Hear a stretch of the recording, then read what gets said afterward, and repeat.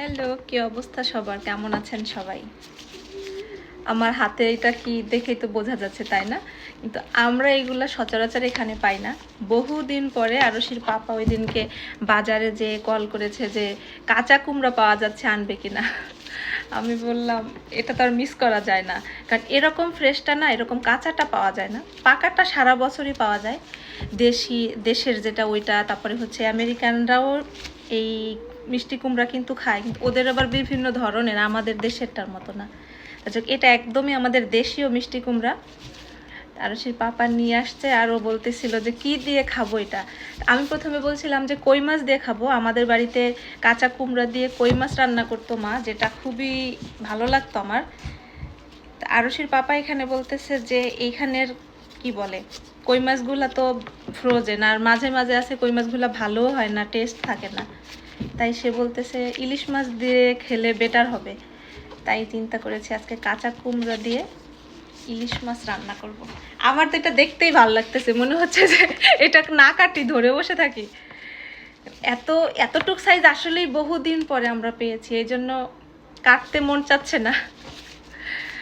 যাই হোক, আজকে এটাকে রান্না করব ইলিশ মাছ দিয়ে। ইলিশ মাছের মাথা, লেজ টেজ দিয়ে একটু ঝোল করার ইচ্ছা আছে। জানি না কেমন হবে, মার মতো হবে কিনা, কিন্তু আমি আজকে ট্রাই করব। দেখেন একদম জালি বলে না সেরকম। এই যে আমি সব কেটে নিয়েছি, এরকম টুকরা টুকরা করে একটু বড় সাইজের করে নিয়েছি। এইগুলা অনেক তাড়াতাড়ি সিদ্ধ হয়ে যায়, পরে একদমই গলে ম্যাশ হয়ে যায়। একটু বড় বড় সাইজ করে কেটে নিয়েছি এভাবে। এখানে আমি মশলাটা ভালো করে কষিয়ে নিয়ে আমার কেটে রাখা কাঁচা কুমড়াগুলো দিয়ে দিচ্ছি। আর বেশ সময় ধরে আমি কুমড়াটা ভেজে নিয়েছি ভালো করে, তারপরে জল দিয়ে দিলাম। এটা ছিল গরম জল। আর পরিমাণে আমি একটু বেশি দিয়েছি জলটা, কারণ আমি ঝোলটা পাতলা রাখতে চাচ্ছিলাম তাই। আর জল দেওয়ার পরে বেশ খানিক সময় ধরে ঝোলটাকে ফুটিয়ে নিয়েছি। এই যে আমার রান্না প্রায় শেষ। আমি লবণটাও দেখে নিয়েছি, সব ঠিকঠাক আছে। একদমই কম মশলা দিয়ে আমি মাছটা রান্না করেছি। আর একটা ব্যাপার হচ্ছে, আজকে আমাদের মাছটা অনেক ফ্রেশ ছিল।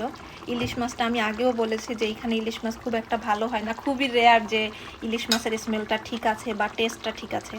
তো আজকে আমি যখন মাছটা ভেজে নিচ্ছিলাম তখনই অনেক ফ্রেশ একটা স্মেল আসতেছিল, আবার মাছটা থেকে অনেক তেলও হয়েছে।